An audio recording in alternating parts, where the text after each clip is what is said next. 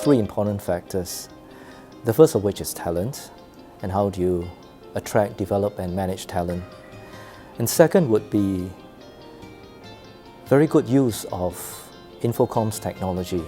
Third factor I feel that governments should take note of would be disease and aging, particularly the spread of diseases, infectious diseases, and also the critical issue that faces a lot of Asian nations like Japan and China, and even ourselves, would be an aging population. Well, in 2016, health must be high on the agenda of all political leaders.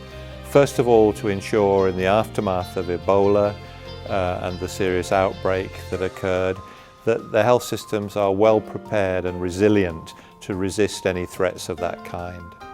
The second is to start thinking longer term about whether health systems are sustainable to cope with some of the long-term problems that are around: diabetes, obesity, cancer, heart disease.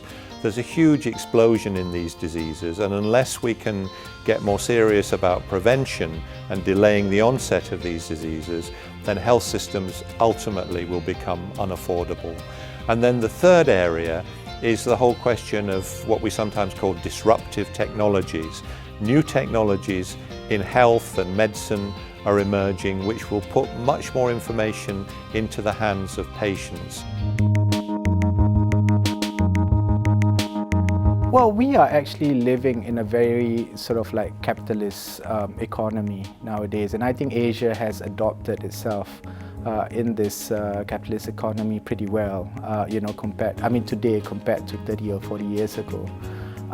What it is in a capital-based economy is that you would always have pockets of society that tend to be marginalized because of many different factors, be it education, access to knowledge, access to markets, so on and so forth.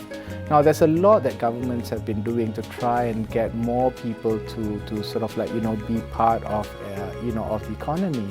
But we cannot deny the fact that there are sort of like still pockets of society that's marginalized. Now, when they are actually marginalized from mainstream economy, the problem actually would link to many others. I mean, the effect of it would link to many others, like, they'll probably not have better access to knowledge, they would not have better access to education, health, so on and so forth. Now, these are the group of people that I call have-nots. And also, if you look at Asia in general, and just to add on that, there's a lot of disputed territories, crisis areas.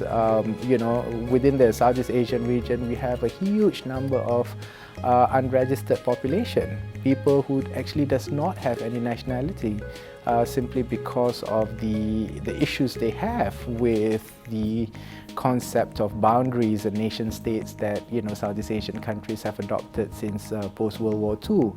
And if you look at these communities, they are not often spoken about, but it's not small, and it's growing. And it is going to impact, other communities as well, because, if they are not able to be part of an economy, they do not have access to education, and stuff like that, it will one day come back and, and haunt sort of like, other communities, because they need to have some of this sort of like basic, rights. Key studies have shown that global mobility is expected to increase 50% by 2020. And a key indicator in the region is that for the first time in 2016, spend of Chinese business travel is expected to surpass that of those from the US.